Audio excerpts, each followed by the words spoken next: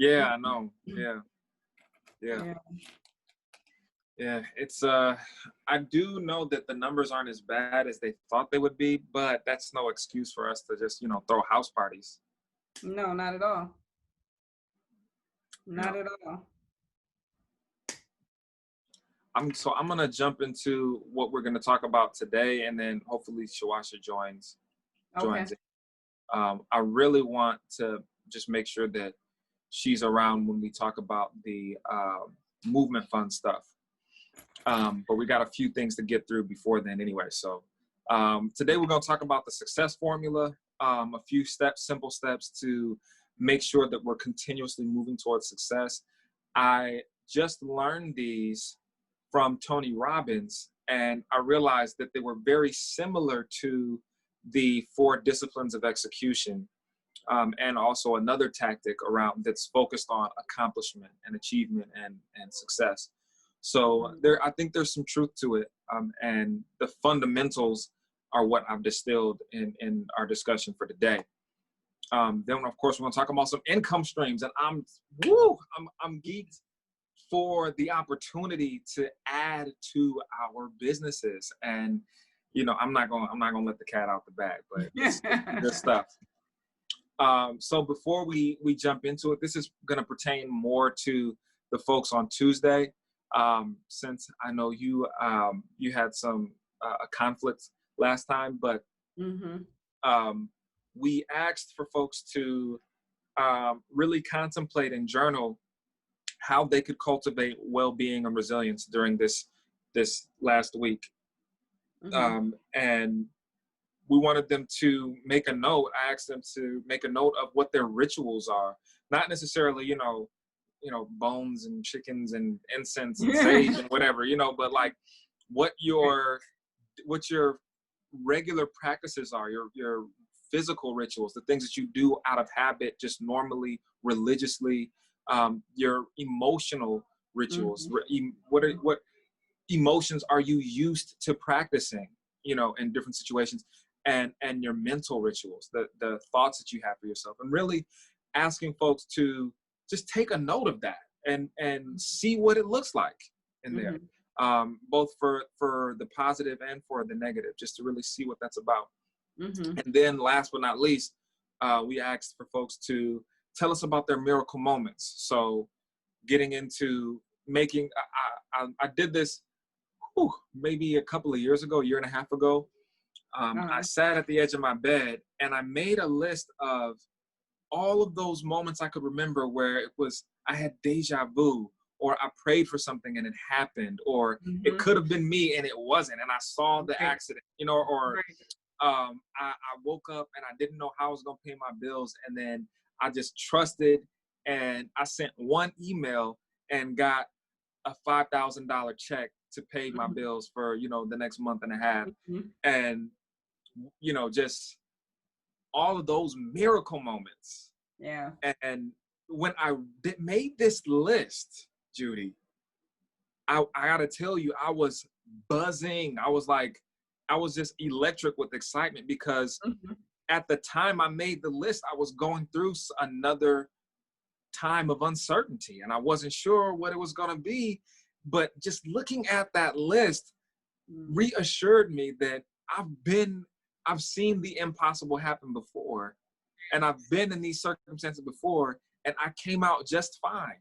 And the things that I did to come out, my prayer, my meditation, my affirmations, keeping those vibes, I did those things, and I felt like I could trust in those things to play a role in me coming out. So, and I did, and it just became a whole nother miracle moment. So, part of last week's assignment was to ask folks to make a list of your miracle moments. And even though we're past that week, I would still encourage you to do it, Judy, just because it does. It's magical. It's magical. And it's a good thing to lean back on when you just don't know what's going to happen. So that energy is really, really powerful. Oh, for sure. I'll definitely, I love to do that. Word. Okay. So we are jumping in here. Success. These three main pillars of success. They are in order. This is coming from Tony Robbins, the four disciplines of execution. These gentlemen surveyed thousands of companies and consulted thousands of companies. And the four disciplines of execution are kind of like these three pillars of success. And whenever you think about doing something new that you don't know what you're going to do, usually it starts with you deciding what it is that you want to do. But how can you reach somewhere if you don't have the goal, if you don't know what your goal is, if you don't know what that end destination is? So that's part of why we started with clarity. We started with clarity. That was one of the first things we talked about. And then if you look at the 7 steps for results, which is also coming out of the Knowledge Business Blueprint, you see some similar things where it's like, okay, first you got to figure out what it is you want, get clear about that. Then you have to make some actions, and then you have to come back and look at that. So these steps for success are not brand new, but a lot of the successful people that I've studied have said something very similar to this. And step 1 has been to get crystal clear on what the goal is, what it is that you're heading towards. And having that clear goal, sometimes, even though you might have a plan, sometimes the goal is more important than the plan. Because as we talked about in one of our previous sessions, our brains, even though we're only aware of 2,000 bits of information per second, our brains are processing literally billions of bits of information per second. And it's tuning into places. Oh, can you still hear me? I'm getting a call right now. Yep, I can hear you. Okay, cool. I got a call. As soon as I get on the line, I don't know what it is. It's kind of funny. But that was my cousin. I've been trying to reach him all day.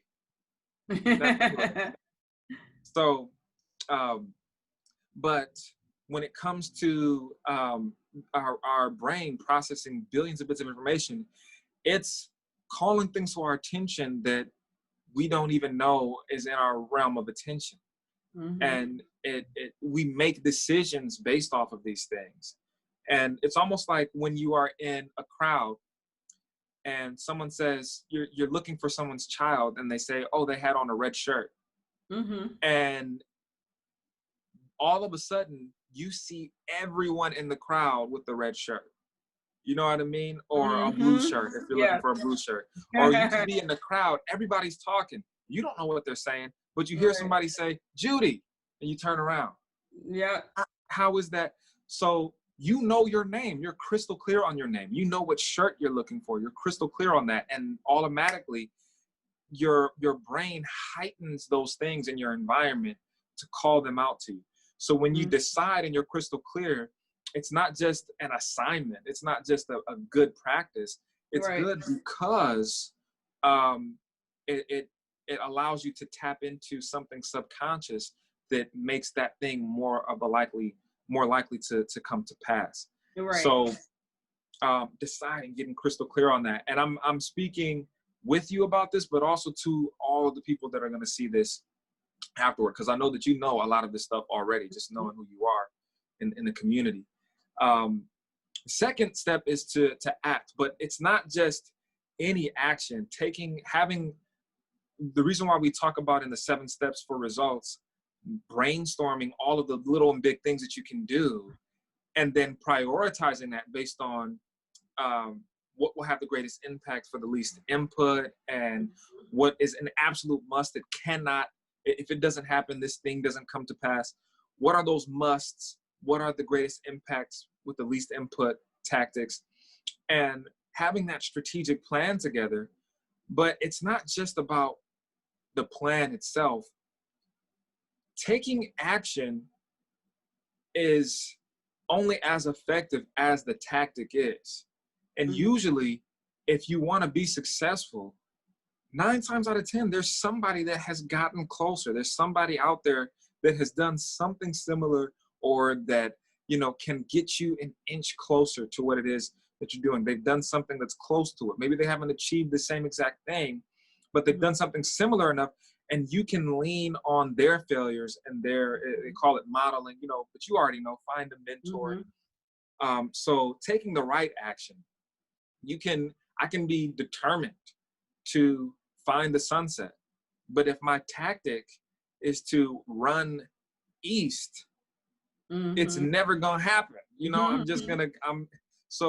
can be taking action, dedicated action, but if it's the wrong action, right, I'm gonna be messed up. And that's why the third step is uber important, which is just to evaluate, being able to foster the mental and physical acuity to know if you're actually getting closer, and be brave enough to make the adjustments if you need to. Right. So decide, act, evaluate, and then repeat.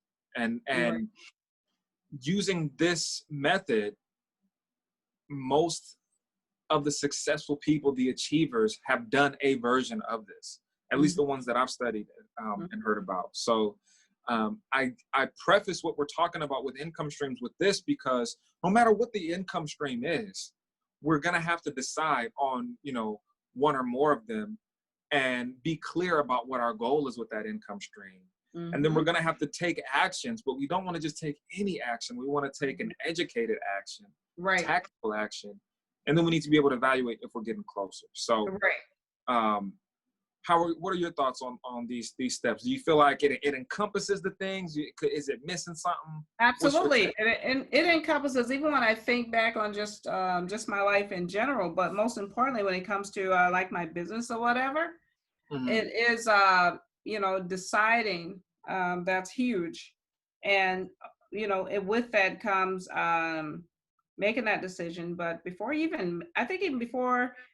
even like, take for instance, like my business and what it is that I do, my product, it was like having an idea, but doing the research led to me making that decision that, okay, I'm going to do this. Then once I made that decision based on having done that research and looking to see if it's something that's even viable.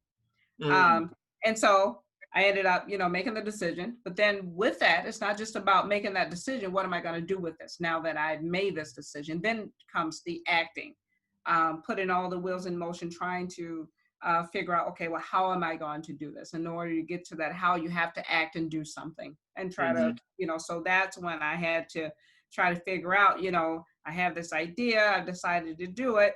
Now I got to act on it because it's not going to produce itself. So am I going to get my products where, what is the best way to do this? So I'm doing all of this, getting all these wheels in motion. How did you figure that out? How did I figure as far as what you were going to do, the steps that you were going to take? How did you figure that out? Well, I figured it out because I'm like, okay, I know I love beautiful pieces of, you know what?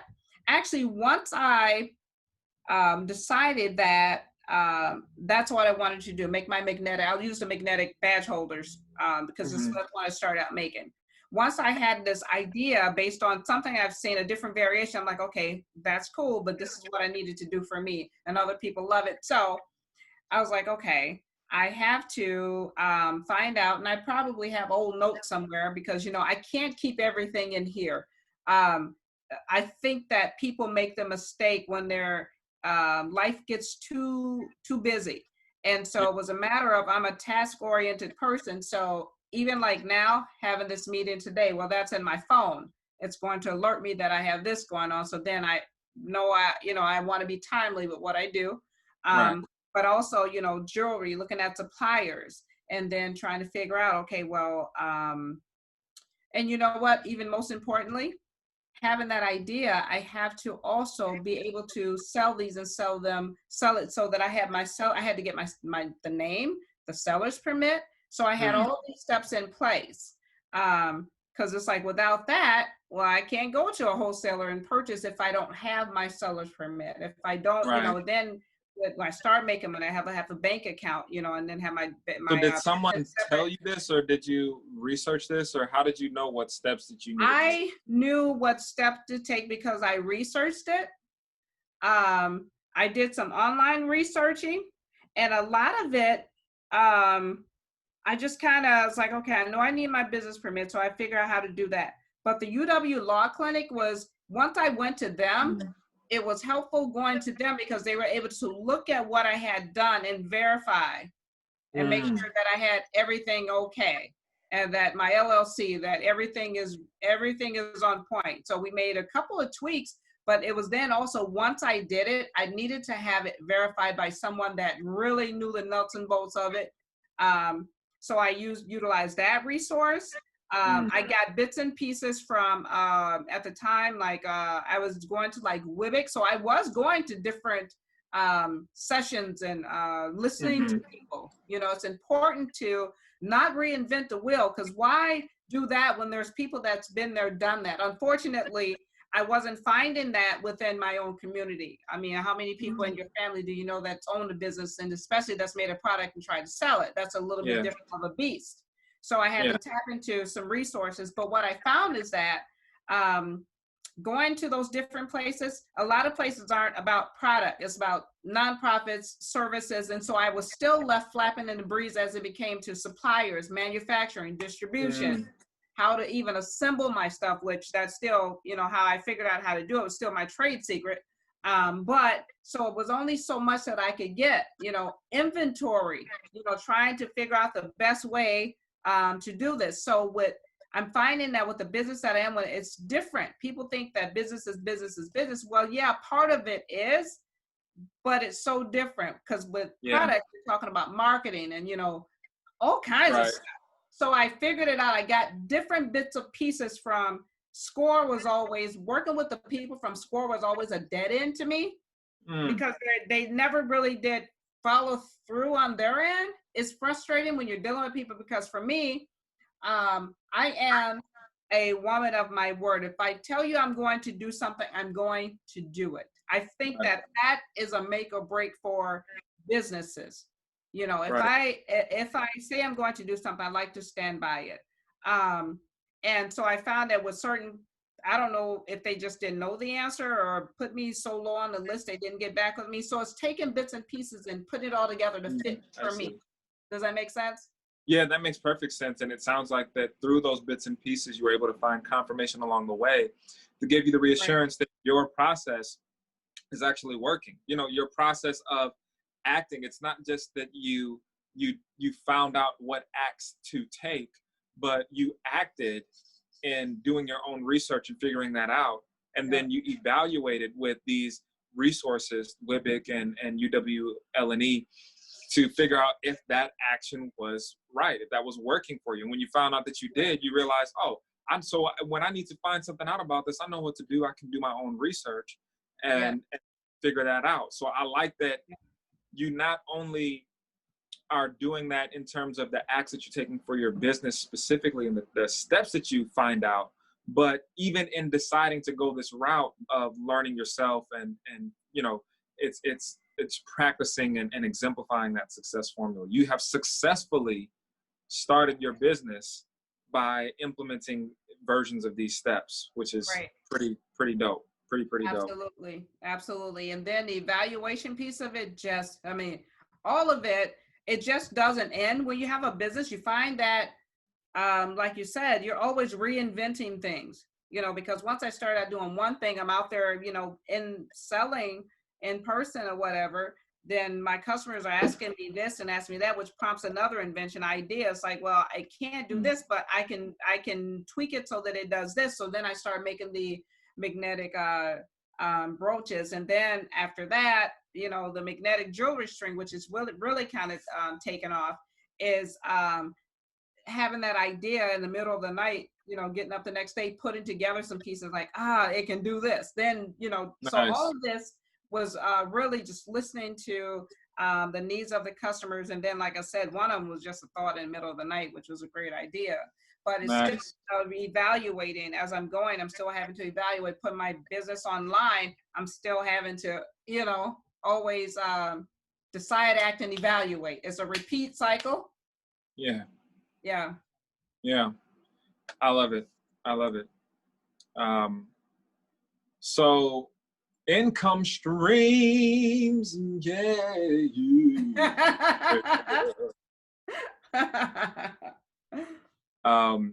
they say you're supposed to have 7 to 10 streams of income income at all times. And I am in support of this, having multiple streams of income. While one is thriving, the other one might not be, and maybe they're all thriving, but having multiple streams, diversify. It's like having power come into your house from different places. You have a generator, you got an electric company, you got, windmill. If one of them fails, you still got power coming. You still have what you need to continue to do what you do. So income streams are no different, powering the things that we want to do for our lives. And one of my favorite avenues, these are the top three that I have. This is me being biased here. These are going kind of in order of complexity. So they're going to get simpler and simpler and simpler.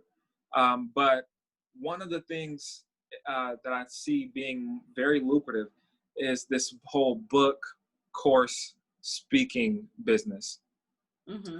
And this is something that anyone can add on to their business, because for whatever you do, there's somebody out there who wants to know about it, even if it's just your journey in getting there.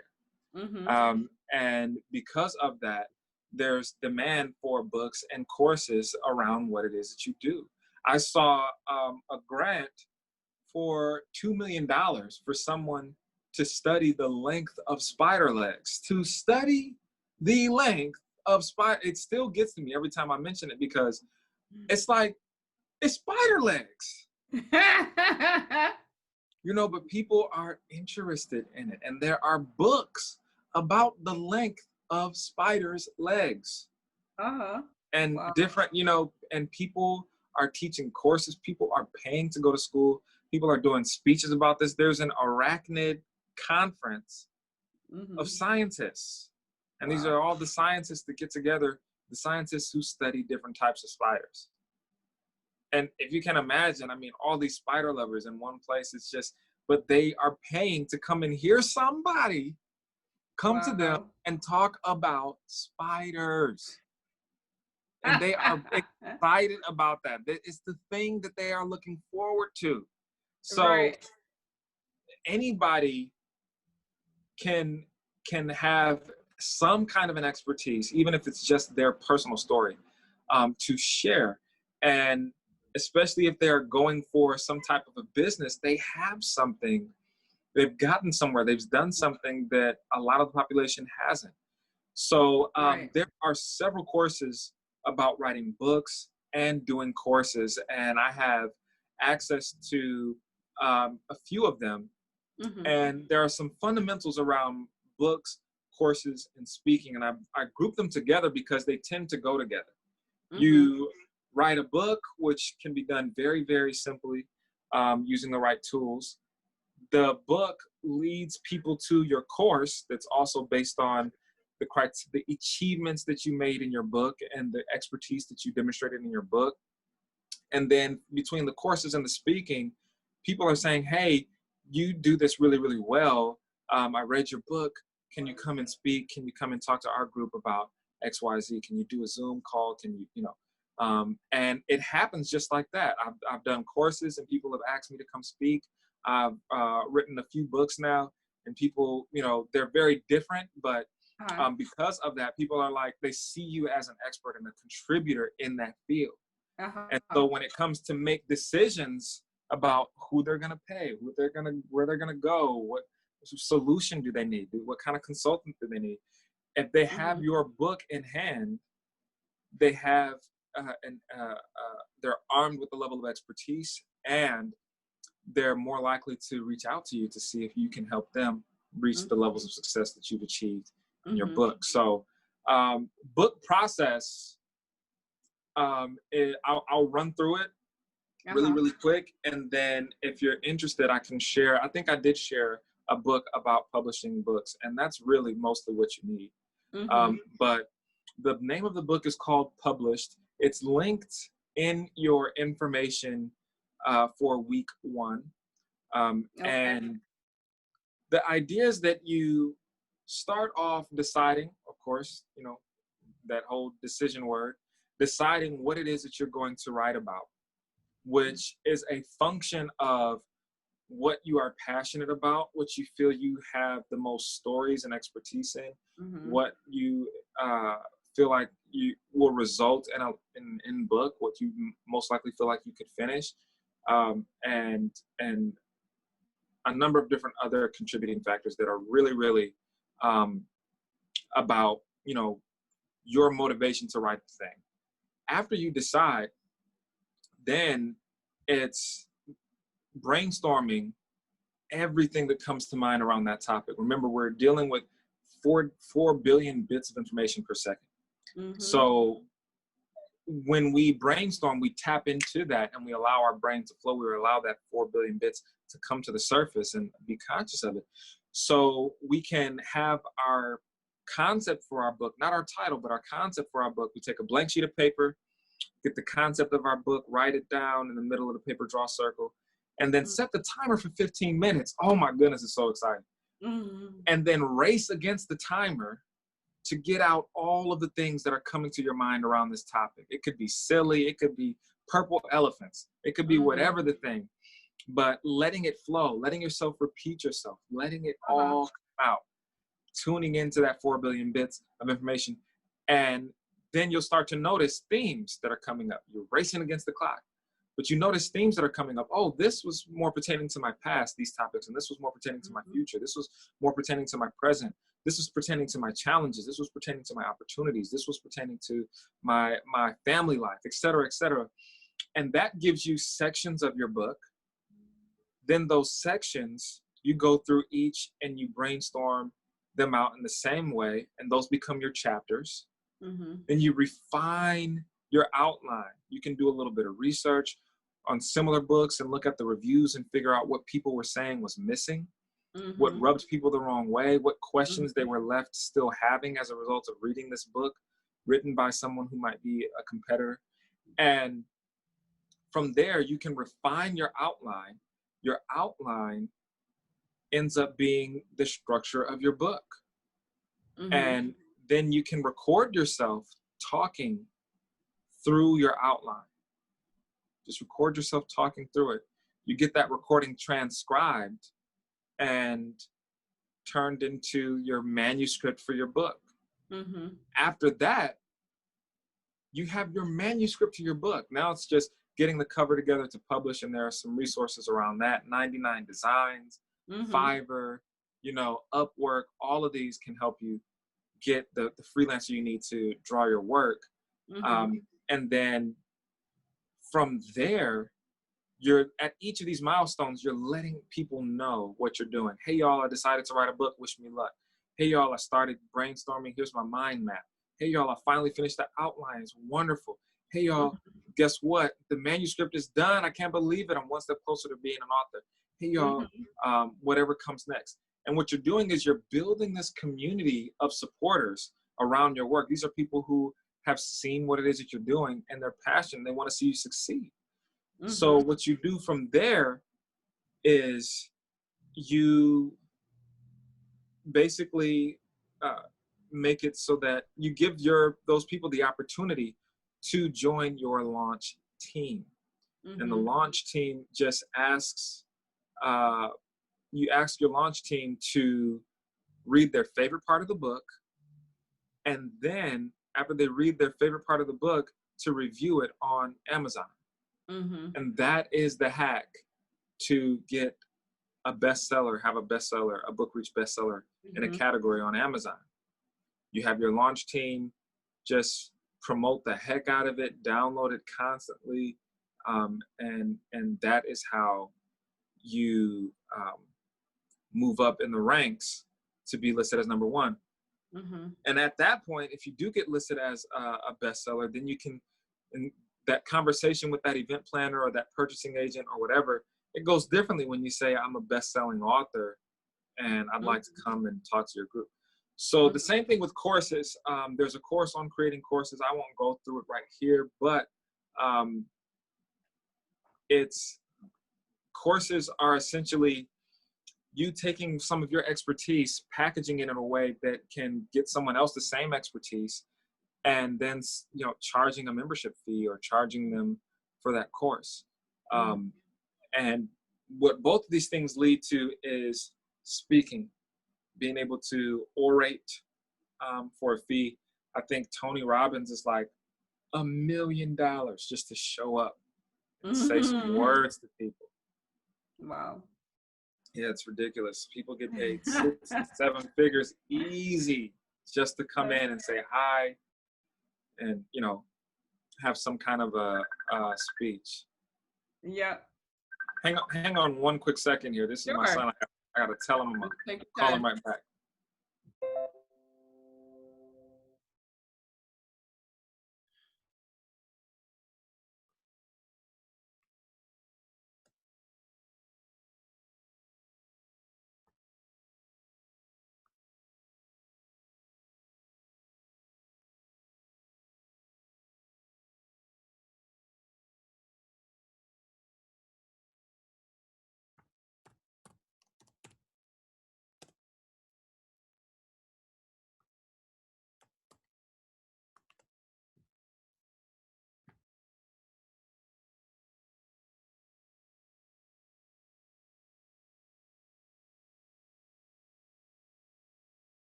Hello? Yeah, I'm here. Oh, okay, cool. There we go. Now I can hear you. All right, cool. My son is with his mom, and he hasn't seen me as much as he's used to. At first, I was quarantined with them, Right. and then when I went to go visit my brother, who I hadn't seen in over a year, it was kind of it made more sense for me to get tested, instead of going right back there. Yeah. Then I live in a co-op which has a bunch of other people, and we don't want to bring them to my place because the likelihood that there are more germs there is higher. So he's not getting as much daddy time as he likes, but we'll work through it. Yeah, absolutely. How old is he now? He's 3.5. Wow. Well, not even. He's almost 4. He'll be 4 in July. Oh my goodness. Well, what happened to the time? It flies. It really does. It does. Is. I want to say this time period between 2.5 to 3.5 is like quantum leap, and just everything that he does. And Oh, I know. I'm really proud of him though, and so thankful. So thankful. Oh yeah, I'm sure of it. Yeah.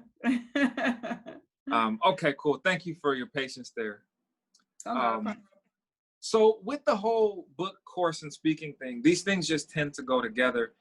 And I've got courses on writing books, courses on building courses, and courses on scheduling speaking gigs. And as boring as a speaker as anyone can be, somebody needs the message that you have.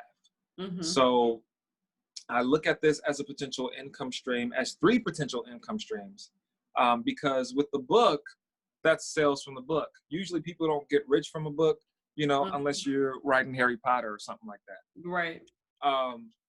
But the book makes speaking and course attendance easier. So that book that you write, that outline can also serve as a springboard to a course. And a course, especially a digital course that's pre-recorded, allows you to have passive income where you don't have to be teaching the course. You can record it, press play, and if your marketing is right, people will be learning from you without you, while you're asleep. And then speaking, of course, you have to be there. But again, if you can record that, you can, share those messages. An example that's kind of a course and a speaking engagement is called the COVID Relief Summit. You might have seen this online, the COVID Relief Summit, where we pre-recorded sessions that are around helping people navigate COVID-19 for their business, for their community leadership, for their home, for their kids. And now that's up there, and we just keep rerunning it. and Mm-hmm. people are enjoying the sessions. So, Wow. book, course, and speaking, highly, highly recommended. Any thoughts or questions on that? On any of those? No, I got a couple notes. So no, not at this time. Okay, cool. Real estate. People love to talk about real estate. Mm-hmm. And for a while, Mobby was trying to pull together a group of entrepreneurs to go in on some houses, make some co-ops real, just the full nine. And that is something that we'll still be gearing up towards, but we wanted to focus on movement fund and woke sessions and a couple of other things first. But with real estate, right now in Milwaukee, and there are even some places in Madison, with the down payment of $5,000, $4,000, you got 10 people who each had $500.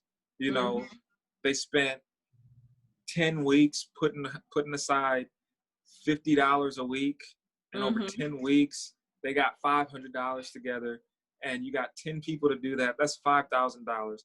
You can purchase a house in Milwaukee with a down payment of $5,000 and have payments that are like less than a cell phone bill, between 100 and 200, $300 a month. And between all of you, and get a grant from the city for $20,000 to fix it up and rent it out and or sell it. And this is something that is available to us. But, a lot of us spend, and I've been guilty of it too. I'm guilty of it right now. I pay more. I looked at 2 potential mortgages last night. One was for $174. Another one was for $230 on 2 different houses. Oh, wow. Between both of those houses, it's less than $400, less than $500. And I pay $500 plus right now to rent the room that I live in my co-op.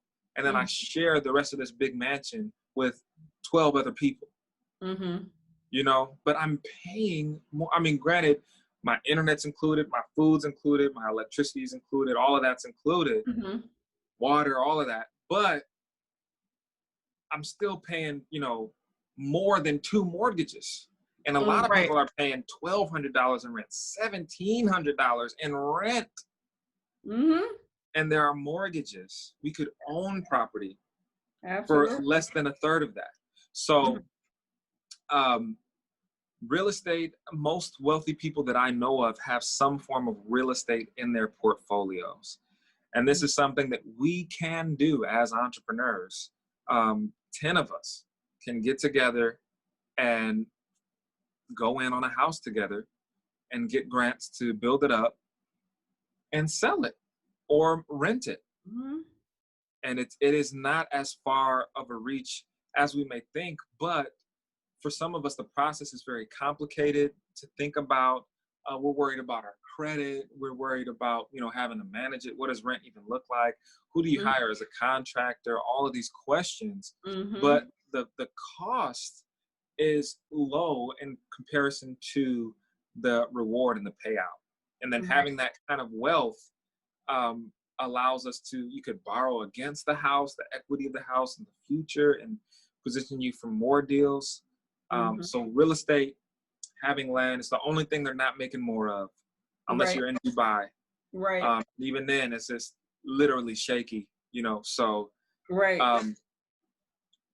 this is a viable thing, but of course it's complicated. It's involved, but it doesn't have to be too complicated.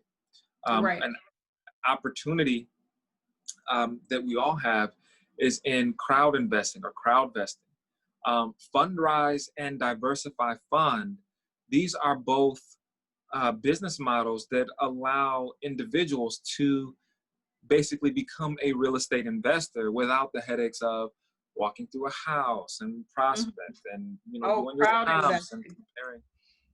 So what they do here is you put up some money, be it $100 or $1,000, And that goes into a pool that's used to invest in real estate. And then if that pool does well, you do well, and you get a return on your investment. With Fundrise, it's a bit different in terms of the options that you have.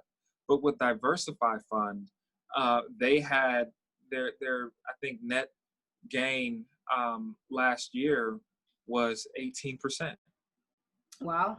You know, the market has done roughly 8 to 10%, 12% on average for since its inception. If you average out the good years and the bad years, comes out to about 12% gain still, even at the worst downturn. Yeah. So Absolutely. here, the Diversify Fund is doing better than that, and it's real estate. It's something it's very stable and sturdy, even though real estate can be shaky depending on how you get into it. So crowd investing, I wanted to share these resources. I have not jumped into either of these, but I will be within the next month here, committing some resources to add to that. One of my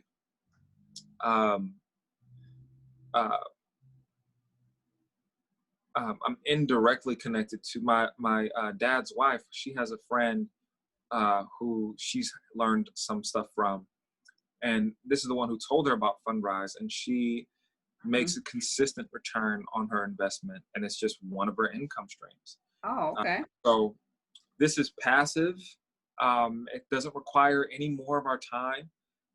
If we put $25 a week, $50 a week, $100 a month, you know, whatever we do, it builds up over time. And again, 12 to 18%, 20% return is a beautiful thing. Yeah, absolutely. So for people who want to get into real estate, but they don't want the headache of doing all of that legwork, this Fundrise and Diversify Fund are opportunities. Okay. So all of these are kind of complicated because they're like, you know, I think crowd investing is less complicated, but of course it is still an investment. It requires some capital up front. A lot of these require capital up front. But one thing that doesn't, and that is purely about generating revenue for grassroots social good and also for entrepreneurs who are participating, is the Movement Fund. And this is my favorite part of the presentation, the Movement Fund. So I'm going to get out of this. I'm going to go to a different one that I probably should have had pulled up already. And we are going to jump into the Movement Fund. But before I do you have any thoughts or questions on what we've shared so far? Okay. Well, I have some notes here on the Crowd Investing Fundrise Diversify Fund. How do I find out more about it? I just go to their website. Yeah, you can go to their website. I haven't researched them too much, only enough to know that they are legit companies. They do make a return, and that it's a very good concept. But I haven't gone much deeper than that. So they're very easy to find. I'll look into it. Right on. I will definitely look into that. Right on. I'm for sure jumping in there. So, okay, the Movement Fund. Have you heard about the Movement Fund before, Judy? No. Okay, cool, good. I think you're gonna like this. Everybody that sees this, they end up liking it because it's just, it makes sense. But I like to start it off by telling a story. This isn't really that, I guess this is kind of important. We talk about how to dramatically increase your reach and your income without hiring more staff or starting something new. I like to talk about this in terms of Sonia. Sonia, this is an example. This is not really someone named Sonia. She was in an article somewhere far away, but the picture spoke to me. And there are so many Sonias who have this same kind of setting. They are single mothers. They're powerful. They have, you know, the world on their shoulders, and they love to serve the community. They have some kind of initiative that they do that serves the community, whether it's re-entry work. Sonia here likes to do re-entry work. She likes to cook people plates and give them to the homeless. She likes to help people find eviction resources and get people to work. It's just something that she is doing because she's passionate about it. She heard about grants, but doesn't really understand that grant stuff. She just knows that this is important and needs to happen. Sonia's trouble here is that there's a lack of access and availability of resources. And this happens, the lack of access is something that we experienced as the Young Gifted and Black Coalition back 2014 through 2017 roughly. We were very active doing protests and, you know, shutdown movements and freedom schools and advocacy work and get out the vote and all of these different things. And people really loved that we were in the streets and, you know, doing a protest. But when it came time for us to, like here, there's about 1,000 people in this crowd. We've marched with thousands of people several times. If each one of them just gave us $1 a month, we would have been able to hire full-time staff, you know, been able to make sure our website was all kind of things. We would have been able to wouldn't have to beg for the resources for a protest. But that didn't happen because when it came time to donate, folks wanted to give to the traditional nonprofits. They needed that tax deduction, and they didn't want to support advocacy work. They didn't want to, you know, be seen supporting illegal activity in the form of a protest. So while they might high-five us and thank, you know, it didn't translate with them dollars. Where them dollars at? Let's see what the dollars do, you know. They were nowhere to be found. And we realized that we were no different than many of the Black Lives Matter affiliated organizations across the US and many activists in general who are just doing it. It's just like Sonia, they're just doing it. Right. And they're not traditionally organized, so they don't qualify for a lot of funding. And who's funding protests? You'd be hard pressed to find an organization that is writing a check so that we can go and break the law. That's certainly not coming from a foundation. MG&E ain't gonna do that. You know what I mean? Right. So Time Warner ain't gonna do that. You know, CUNA Mutual Foundation isn't gonna do that. Right. So because they have to uphold the law, you know, and their funders and their donors want to see them upholding the law. So YGB did not have access to the funds that we needed. And as a result, we struggled to get what we needed. The other issue comes in the availability of resources. We've got entrepreneurs and small businesses who want to participate, but like this small mom and pop shop, Gotham Bagels over on Mifflin Street, they just don't have a fund to contribute to social good. I know their owner, Joe Gaglio, is really passionate about social justice. He cares. He just doesn't have a budget to support it. So I could write a grant. I could make a request for them to send $500 in a sponsorship or $5,000 or $1,000 something, but they just don't have it. There's not an availability of resources. And part of the reason that now, if one of these lights broke, or if he needed to hire somebody else, or if that cash register broke, or if their baking machine broke, he would come up with that $500 or that $5,000 to fix it. Right. But he'd be able to do that, Judy, because it's going to make him some money. It's going to help him keep the doors open and continue to generate more money, continue to generate his livelihood. Right. But social good and is too often equated with nonprofit work, and it's not profitable. So when people make an investment, they're not expecting a financial return, which limits their investment. Meanwhile, in the for-profit world, you got people making millions and billions of dollars in investment. They have no shortage of investment dollars for-profit initiatives, for startups that promise to be the next big Facebook or the next big medical device. You see people, you know, climbing over each other to write checks for these things. But they're not doing the same thing for social good because it does not promise the same return. Mm-hmm. And this has to change. Old ways won't open new doors. We are continuously counting on for-profit to support nonprofit.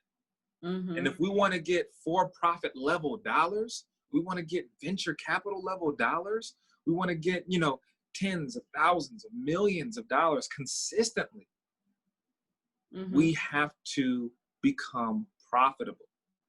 Social good has to become profitable. We can acknowledge that, let's take some of the big soda companies, for example. They're producing fizzy sugar water, and there's nothing healthy about it. Not for our Mm-hmm. bodies, not for the environment, but we have no problem with them making all the money in the world. We have no problem going to buy one of these soda cans Mm-hmm. because we know that we're getting something out of it. We're getting something Mm-hmm. out of it. We feel that. And we're okay with them making all the money in the world as long as they give a small percentage of that back to the community. Mm-hmm. But their cost to the community is way bigger than the donations that they make. Right. So we're relying on capitalism to not only contribute to making the world a harder place to live in, because we all know that capitalism contributes to oppression, but we're also asking that oppression machine to contribute a little bit of that juice so that we can counteract that oppression. It's not balancing out. Right. We're investing way more into capitalism than we are into the answer to capitalism, the answer. So if we want a better result, we have to invest differently. Mm-hmm. And Movement Fund is a way to do that. Shifting the paradigm by creating a way for people to generate an income while supporting social good.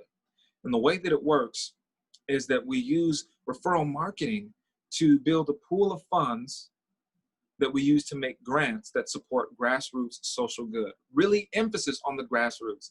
This is not the United Ways or the Boys and Girls Club or the Big Brothers and Sisters. We love those organizations, but YGBs around the world are falling through. The Sonias around the world are struggling. She's helping other people pay her rent, and she's struggling to pay her own rent. And I have been Sonia, the very first Mobby event where we granted close to $5,000 or something like that. I was literally trying to figure out where I was going to live. I was trying to muscle up a down payment, a security deposit. I did not know where I was going to be living, Judy. And yet I'm making these grants to the entrepreneurs because I help to organize this event. We gotta do better. We need better. We need to be able to support our grassroots folks better. So Movement Fund is focusing on those grassroots folks because they are the ones who fall through the cracks. And in the same breath, we're generating revenue for our partners. And here's how it works. Someone finds out about Movement Fund either through me, through you, through social media, through smoke signals, however they find out, they learn about the Movement Fund. And they say, I like this concept of contributing to grassroots folks, the people who get missed. Let me make a donation. I'm gonna donate $50. Movement Fund says, thank you. Hey, by the way, we are using referral marketing to raise money for the Movement Fund. So here's a way for you to get your own special link. And when you sign up to get your link, you can refer people as well to the Movement Fund, and you'll get credit for that.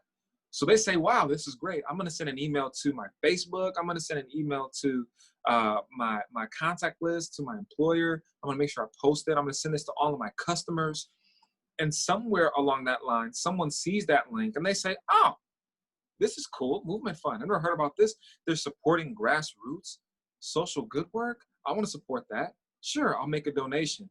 Movement Fund says thank you to you or your business for making that connection by donating 18% of the monthly donation that you secure. It could be a one-time donation. It could be a monthly donation. It could be a quarterly and annual donation. Either way, you're getting 18% of that. Wow.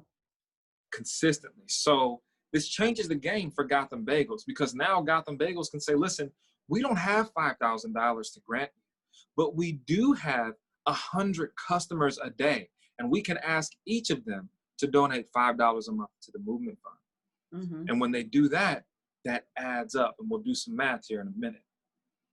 There's a second level to it. So let's say that person refers another person, you get a small percentage of that person's revenue as well. It is multi-level. It's not a pyramid scheme. It's not, some illegal Ponzi thing. This is splitting the revenue that's coming up in a way that incentivizes influencers to generate more donations so that we can solve that accessibility issue. The money goes into a pool of funds that we use to focus on 3 different areas. The first one, the heart, is meeting needs. I like that these are all Black images. Literally, I looked for, I wanted to find Black versions of them. And, anyways. So meeting needs, building awareness, and then advocacy and action. And this includes protests. You'd be hard pressed to find a foundation that is making grants for protests. And if you can think of how much we love protests, but nobody's making real grants for protests. Movement Fund wants to be able to do that. So meeting needs, that could be paying rent. That could be starting a program to help other people pay rent. That could be, getting groceries for yourself and your family. That could be getting a program together to help other people get groceries for themselves and their family. Anything that surrounds meeting needs. The same thing with building awareness and advocacy and action. And we focus on loose descriptions and low barriers. The application process is simple. It's not competitive. If the money is there and the applicant meets the criteria, we matching those things up and sending that money out. Very simply, same thing that we did with our application process for these emergency relief funds. If they had the need, they demonstrated the need, and the money was there, we sent it to them. So it's more on a first come, first served basis.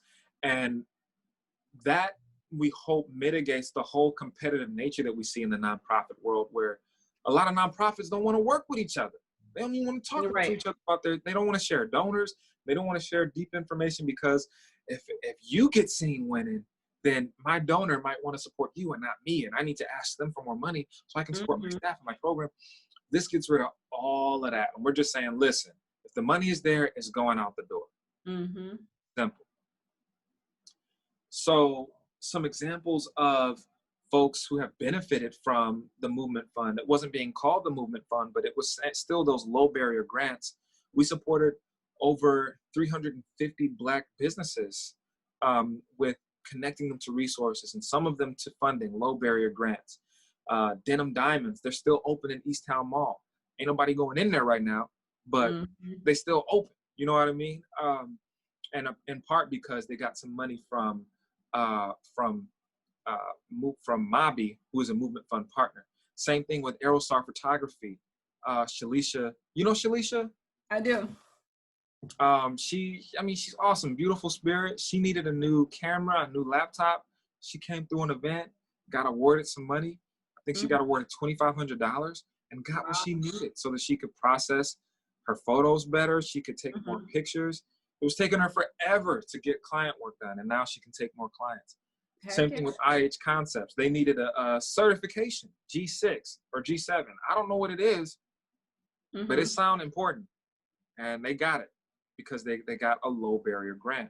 Awesome. So, same thing with the Young Gifted and Black Coalition. 74 actions, 60 children got to stay in their homes, 96 building education sessions made possible in part because of this access to low barrier grants. So a couple of testimonials. Shalisha's talking about how she came in on a wish and a prayer. Same thing, a single Black mother. She didn't know how she was going to pay her rent, and she received away. These are the kinds of blessings that we want to make available to people who don't have the bandwidth. Not that they don't know how, but when you're dealing with the deep circumstance, you don't want 50 application pages. You don't want to have to compete and then wait a month to figure out if your best friend beat you. You know, you want to be able to get access to the resources. So as they come in. So that is the testimonials. And then we're going to get into some of the math here. Oh, did I lose you? Okay, I think you're talking, but I don't hear you. Okay, yeah, I did. Okay. I had it on mute. Okay, but yeah, cool. I hear you. Okay, wonderful. So yeah, this was talking about what's going on with that. Is it working? Yeah. Oh, it is working. It's just not loading up as quickly for me. Okay, so wow, this is taking a while. So we want to make it low barrier, make it accessible so that people don't have the time or the energy to be trying to, fill out this long application, go through this ranking process, be competing against their best friend, for the money that they actually need. And, why? We can make it very, very simple. So I got some math for us.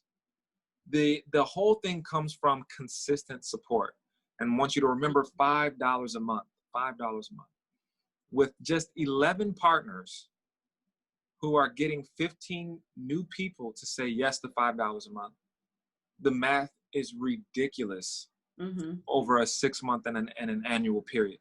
So to paint this picture accurately, imagine Gotham Bagels and a few other shops, pre-COVID-19. Things, of course, are going to be different now. Right. But these are businesses who see enough customers, between 50 and 100 customers a day, and they're asking each of them to donate $5 a month. And 15 of the people that they ask say, yes, I will donate $5 a month. The same thing can be done. We're looking to hire 11 marketing partners. These are call representatives who we train to call up businesses, call 100 businesses up a day, and get 15 of them to say yes to $5 a month. So with this math, it starts to get pretty ridiculous. For after 6 months, each of those 11 partners, whether they're just, call representatives that we trained, or they are individual entrepreneurs like yourself, or it's Gotham Bagels, after 6 months of that work individually, they're bringing in close to $2,000 a month. They could stop. They could stop making calls. They could, go somewhere. They could get a job. They could do whatever. And as long as the monthly donors that they asked to donate are still donating, they will continue to receive that $1,620 a month based on their commission. The Movement Fund, on the other hand, with 11 of these entrepreneurs or these partners making these calls, after 6 months, the Movement Fund can be bringing in $100,000 a month, $99,000 a month. Wow. To make low barrier grants. Can you imagine? $99,000 going into the community every month? Yeah. That's a whole business. That's a whole program. That's somebody's salary plus two. That's everything. It's a lot.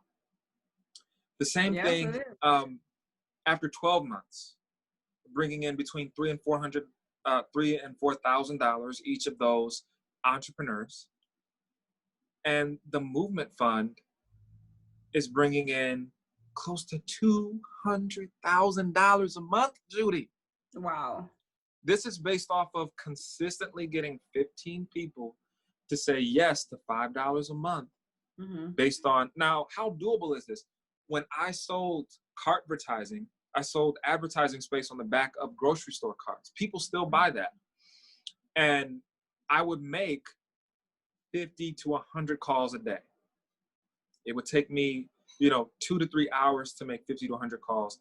And I would get people to say yes to seeing a presentation or to buying advertising space on the back of shopping carts. People still do that. Here, we're talking about, we're not just saying, hey, will you, spend some money on some subliminal messaging? No, we're saying, will you donate to make a difference? And by the way, you'll get an opportunity to earn revenue at the same time. Mm-hmm.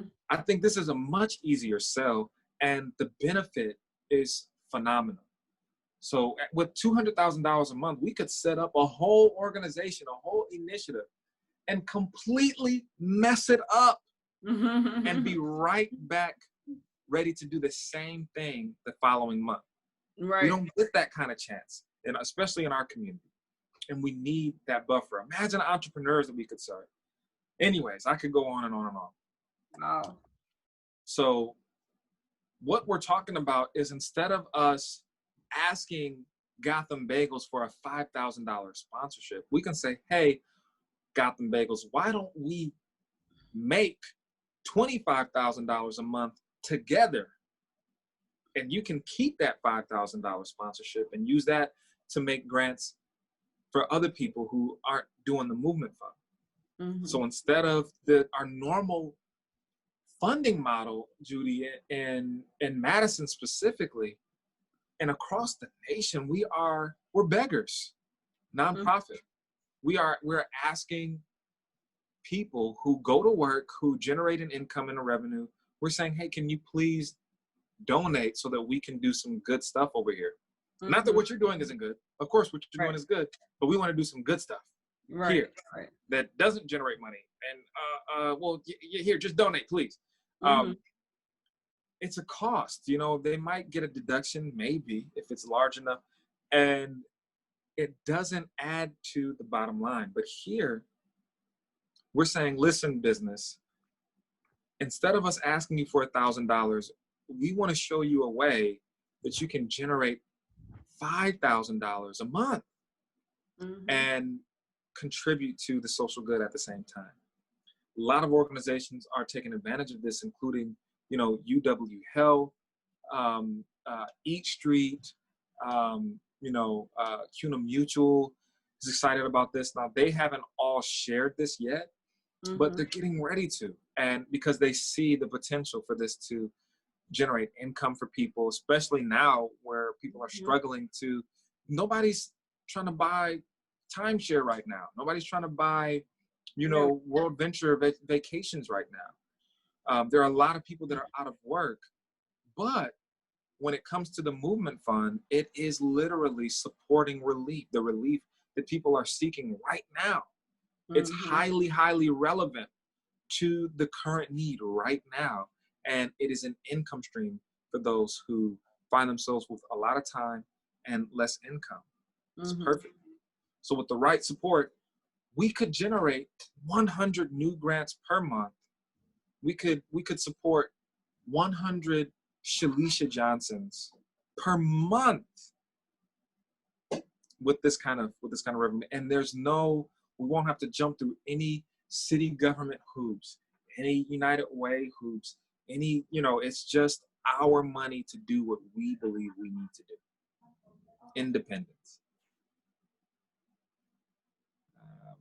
It's taking a while to switch here. There we go. More importantly, it's giving Sonia what she needs to be able to survive. And she didn't have to jump over the whole world to get it. So ways to get involved right now, we are raising about $115,000 to pay for that staff of 11 marketers. And we're already well on our way to completing that. But with that money, we are gonna hire our staff of 11 folks, and they're gonna make those phone calls regardless. No matter how many partners we have out there, they're gonna be making 100 calls a day to get that 15 yeses. And then the other way people can get involved is, just joining. $5 a month, $1,000, whatever you have to be able to contribute to the cause. But the idea is that we need to make it okay for us to earn money by saving the world. It has to be okay. If it's okay for Coca-Cola to earn money and we're okay with that, we should be okay with people earning money to make the world a better place. Yeah, heck yeah. So $5 a month, I'm asking everybody who learns about this, if you have $5 a month, $3 a month, $2 a month to support the Movement Fund, you can stand on your contribution when you go to ask other people to support the Movement Fund. And it's not just you asking them to support something that's wonderful and beautiful, it's going to help the world, but you're also asking them to be open to a revenue stream that makes sense for right now. And that is actually the reason why we're able to make the grants that we have made through MABI and through the Movement Fund. So this is literally helping people's relief right now. So the most important part is sharing. Can we get 15 people to donate $5 a month? I know 15 people who have $5 a month to donate. And it's worth it for me to have a conversation with them. And if they all say yes, I'm going to end up earning roughly $30 a month. From that. And I'm not doing it for that reason, but it sure is a good perk. And if I want to take this on as a part of my business, your customers, if your customers are businesses who sell to other customers, my goodness. For them, this is a whole nother revenue stream. This is an opportunity for them to earn earn by giving their customers an opportunity to contribute to the community. So, that is the Movement Fund. I'll stop there. It's been around a while? For about a year, for the better part of a year now. Yeah. Oh, okay. A little bit over a year. And we've had some technical difficulties with the tracking mechanism and getting the bugs out of all of that. So right now it's good. It's good to go. It's running. And people are referring donations and they're getting their rewards and it's beautiful. However, we are still upgrading. We're going to upgrade and take it to a whole another level. But some of the businesses that you see down there are early adopters, and they haven't all shared the Movement Fund, but some of them have, and the rest are excited to share the Movement Fund when the time comes. Oh, okay. Okay, awesome. So you'll be sending us more information. All of us trainees, you will get more information. Yep, I'm going to send you an overview of the Movement Fund, a link to an interview that I did for Channel 3000, and also, of course, got to include that donation link for $5 a month or whatever you have per month. And then our homework for next session is going to be to have talked to at least 15 people, 10 to 15 people during this week about the Movement Fund. But you want to do that when you have your special link, so that you can, if they say, oh yeah, I'm curious about that, what is that? You can share your link, and then if they donate, you earn. But the goal is for the entrepreneurs that are interested in generating revenue this way, adding this to their business, we want to have some clear goals, a milestone. If you can talk to 15 people, odds are somebody's going to say yeah. And if they say yeah, you will have taken the first step to generating income while supporting social good. Oh, okay. Awesome. Yeah. How's that sound to you? Sounds like feeling about all this? Yeah, it's awesome. I haven't heard of anything quite like it. So yeah. Word. I love it. Oh, I'm sure. Yeah. It's just, it's super, super, super, super dope. So, okay. From here, what I'm going to do is I'm going to send out an email probably after tomorrow's session I'll send out Okay. an email with more information about the Movement Fund, and whatever questions come up in that session. And that will be our 4 weeks. And then I'll ask people to tune in, to invite people to a Wednesday night session where we talk about the Movement Fund, and I go through this same presentation that I just shared with you about the Movement Fund. Oh, okay. Yeah, Okay, so awesome. So cool. I'll look forward to getting the link after your session tomorrow then, or more information. Right on, right on. Okay. Cool. Well, you Okay. take care, Judy. I'm gonna get to your All right, disbursement you here. too. How long And, are you gonna be down there in Milwaukee? I'm thinking I'm gonna head back either tonight or early in the morning. Oh, okay, gotcha. Yeah, but All I right. want to make sure I'm able to, get back to my own home base and stuff. Oh, I know, right? Well, you stay safe, and I'll look forward to getting that from you. All right, Judy, you take care. All right, you too. Thank you. Bye-bye. Bye-bye.